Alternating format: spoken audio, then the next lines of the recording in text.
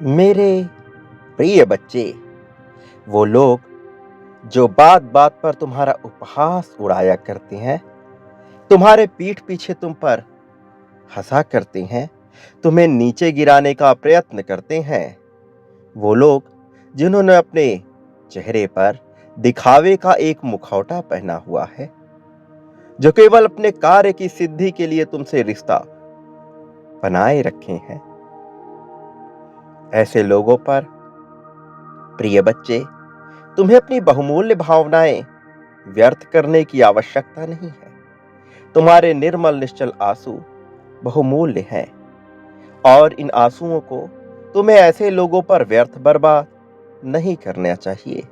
ऐसे लोग केवल व्यक्ति के सुख में ही उसके साथ होते हैं और जैसे ही उन पर दुख आता है, वो सबसे पहले अपनी नजरें मोड़ लेते हैं। तुम्हारे पास शक्तियों का भंडार है। जैसे सुंदर फलों से लदा हुआ वृक्ष स्वयं नहीं जानता कि उसका मूल्य क्या है, वैसे ही तुम नहीं जानते कि तुम्हारा क्या मूल्य है। जैसे समुंदर की कोख में छुपा मोती ये नहीं जानता कि उसकी क्या कीमत है, वैसे ही तुम्हें भी इसका आभास नहीं कि तुम्हारी क्या कीमत है। लेकिन तुम्हारे जीवन में अब तक जीत दस्तक नहीं दे सकी है, लेकिन अब वो समय बदल रहा है, क्योंकि अब तुम मेरी शरण में आ चुके हो। इसलिए तुम्हारा इस संदेश को सुनना बहुत आवश्यक है। हर हाल में इस संदेश को पूर्ण सुनना, इसे बीच में छोड़कर जाने की भूल ना करना। मेरे प्रिय, कोई साधारण व्यक्ति आखिर तुम्हें कैसे हानि पहुंचा पाएगा जब तुम पर मेरी कृपा है। ये तो तभी संभव है कि जब तुम ही स्वयं किसी को पीड़ा देने के अधिकारी बन जाओ। मेरे प्रिय, तुम्हें वो चीजें अब एक एक करके प्राप्त होंगी जिनकी तुमने चाहत की है, और वो सभी लोग जो तुम्हारे पीठ पीछे तुम्हारा उपहास उड़ाया करते हैं, उन्हें अपने कर्मों का फल मिलने का समय आ रहा है। वो जो तुम्हारे पीछे तुम्हारा दुष्प्रचार करते हैं, जो तुम्हें पीड़ा देते हैं और जो तुमसे लाभ लेना चाहते हैं, उनका बुरा समय आ गया है। प्रिय, मुझे पता है कि कई बार तुम्हारे मन में यह प्रश्न आता है कि जब ईश्वर मेरे साथ हैं, तो वह सब कुछ मुझे एक पल में क्यों नहीं दे देते। लेकिन मनुष्य की हर उपलब्धि के पीछे एक सीख छुपी होती है, और वो सीख उसे परिपक्व बनाने ही आती है। फिर चाहे वो पीड़ा के रूप में आए या अभाव के रूप में आए। मैं तुम्हें सभी चीजें एक साथ दे दूं तो तुम उससे कुछ भी सीख ना पाओगे। वह भी ना सीख पाओगे जिसे सीखने के लिए तुमने यह मनुष्य का जन्म लिया है। मैं तुम्हारी नियति जानता हूं। मैं जानता हूं कि यदि तुम्हें सब कुछ प्रारंभ से ही मिल गया होता, तो तुम कभी अध्यात्म की राह पर अपने कदम बढ़ा ही नहीं पाते। तुम्हारे मन की कमजोरी और तुम्हारी ताकत दोनों को ही मैं जानता हूं। इसलिए मैं जानता हूं कि तुम्हारा भविष्य कैसा होगा। मैं जानता हूं कि अतीत की किन गलतियों से तुम सीखे हो और किन से भी नहीं सीख पाए हो। इसलिए तुम्हारे जीवन में जो भी आ रहा है, उसे ईश्वर की मर्जी मानकर स्वीकार कर लेने में ही भलाई होती है। मेरे प्रिय बच्चे, तुम्हारे आसपास आनंद ही आनंद है। तुम सदैव खुशमय ही रहते हो, लेकिन तुम्हारे भीतर बसा मैं और कुछ बनने की चाह तुम्हारी खुशी को छिपा दे रहे हैं। मैं खुश होना चाहता हूं, मैं आनंद में रहना चाहता हूं। इस तरह के भाव तुम्हें चाहत के ही आवृत्ति में फंसाए हुए हैं, और मैं की भावना तुम्हारे भीतर के अहंकार को मरने नहीं दे रही है। इसलिए कुछ बनने की चाह या कुछ होने की चाह को अपने मन से मिटा दो और जो है उसे स्वीकार करो। अनिवार्यता की ओर बढ़ो। जीत तो तुम्हारे कदमों में स्वतः ही बिछ जाएगी। जिस प्रेम की तुम आकांक्षा करते आए हो, वो तो निश्चित तौर पर तुम्हें मिल ही जाएगा। और ऐसा नहीं कि वो मिल नहीं रहा, लेकिन तुम्हारी अपेक्षाएं किसी व्यक्ति से हैं, और यही अपेक्षा तुम्हारे दुख का कारण बनती है। जब तुम किसी से उम्मीद लगाते हो, वो आशा निराशा के अतिरिक्त कुछ भी नहीं होती। मेरे प्रिय, जब तुम अपने आप को साक्षी भाव में ना देखकर, दृष्टा की भांति ना देखकर, कर्म करने वाले प्राणी के रूप में देखते हो, तब तुम्हारे जीवन में समस्याओं का जन्म होता है। ये समस्याएं तुम्हारे विचारों का ही परिणाम है। ये समस्याएं तुम्हारे अपने ही विचार से उत्पन्न हुई हैं। ऐसा नहीं है कि मैं तुम्हारे जीवन में इन्हें भेजता हूं। ऐसा नहीं है कि परिस्थितियां इसके लिए उत्तरदायी हैं। ये तुम्हारे अपने विचार हैं जो इन समस्याओं को जन्म दे रहे हैं। ये वही अहंकार है जिस पर तुम काबू पाना चाहते हो। तुम बाकी मनुष्यों से बहुत आगे आ चुके हो। तुम अहंकार को समाप्त करने की राह में बहुत आगे आ चुके हो। लेकिन अभी कुछ चीजें हैं जिनसे पार पाना तुम्हारे लिए अत्यंत आवश्यक है। मनुष्य का मन कभी भरा नहीं। उसे जितना दिया गया, उससे ज्यादा की ही उसकी चाहत रही है। लेकिन क्या तुम्हें ज्ञात है कि मैं किसे प्रदान करता हूं वो सारी जीत जिसकी उसे चाहत होती है? मेरे प्रिय, जो व्यक्ति आभार के भाव में रहता है, जो व्यक्ति सदैव कमियों का विचार नहीं करता, जो शिकायतों के बजाय स्वयं को मजबूत बनाने पर जोर देता है, जो ये समझता है कि संसार में उसका कुछ भी नहीं है, फिर चाहे वह कोई निर्जीव चीज हो, कुछ सजीव हो, या फिर उसके अपने ही क्यों ना हो, जब वो ये जान जाता है कि यह सब कुछ केवल उपकरण मात्र है, उसका शरीर भी उसके लिए केवल उपकरण मात्र है, तब वो उन सभी जीत को हासिल कर लेता है जो एक सामान्य मनुष्य के लिए पाना अत्यंत मुश्किल होता है।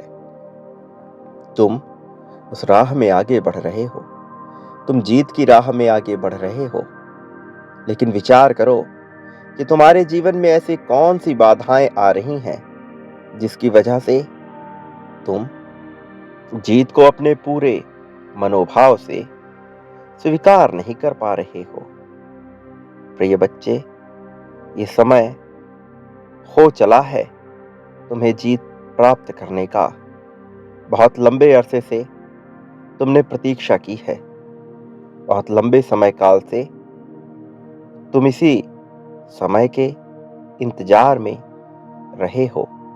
लेकिन अब जब ये तुम्हें प्रदान किया जा रहा है, तो ऐसे कौन से अवरोध है जो इसे हासिल करने से तुम्हारे हाथों को बांध रहे हैं?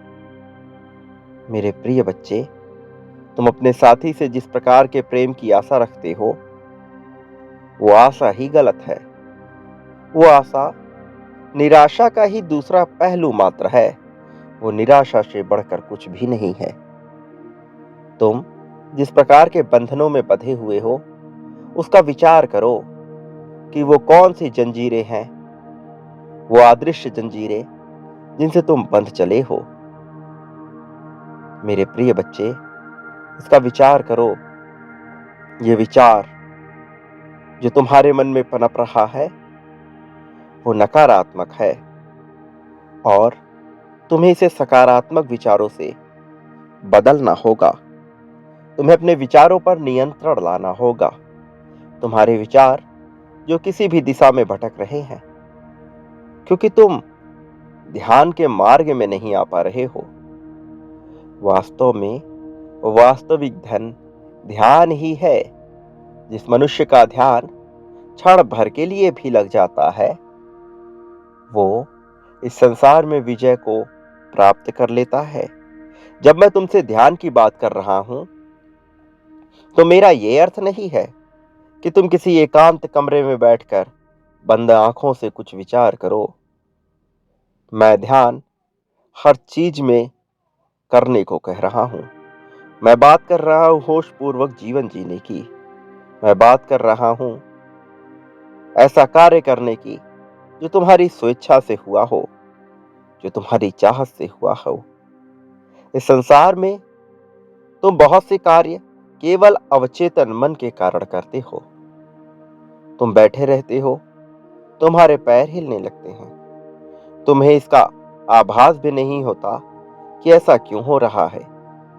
कई बार तुम शांति से बैठे रहते हो और तुम्हारे हाथ अनावश्यक ही कुछ कर रहे होते हैं। तुम्हें इसका विचार भी नहीं होता कि तुम ऐसा क्यों कर रहे हो। वास्तव में उस समय तुम होश में नहीं होते। तुम्हारा अवचेतन मन तुमसे जो चाहे वह कार्य करा रहा होता है।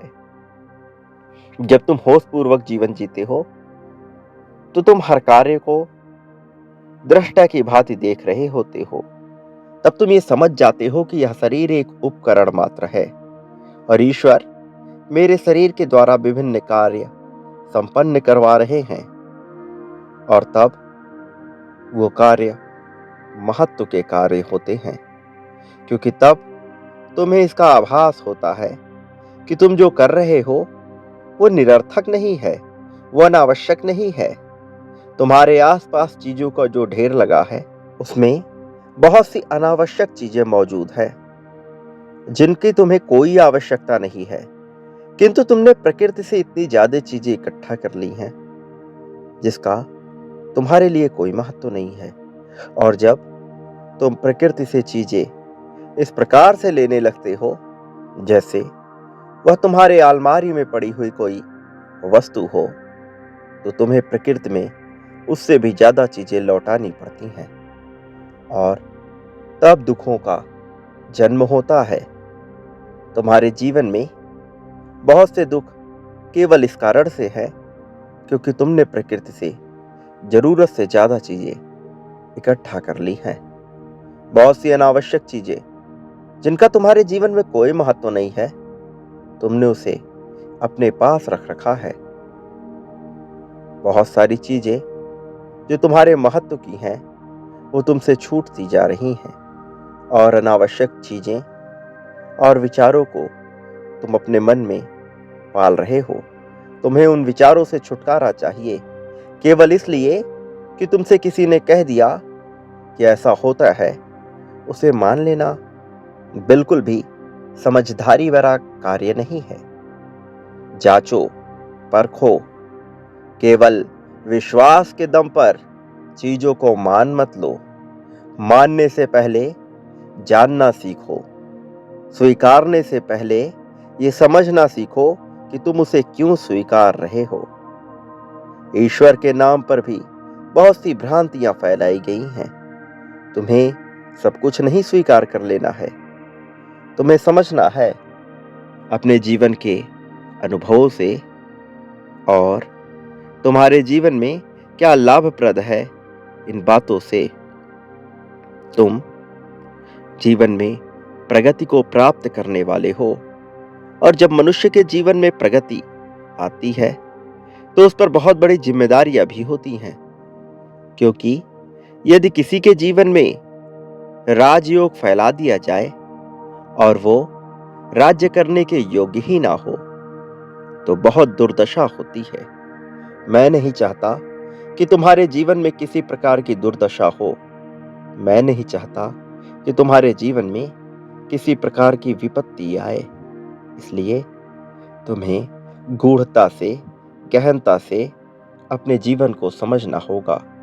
तुम्हारी जीत सुनिश्चित है।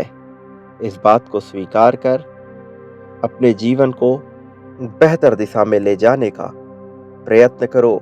तुमने सही मार्ग का चुनाव कर लिया है और अब समय हो चला है तुम्हारी जीत का।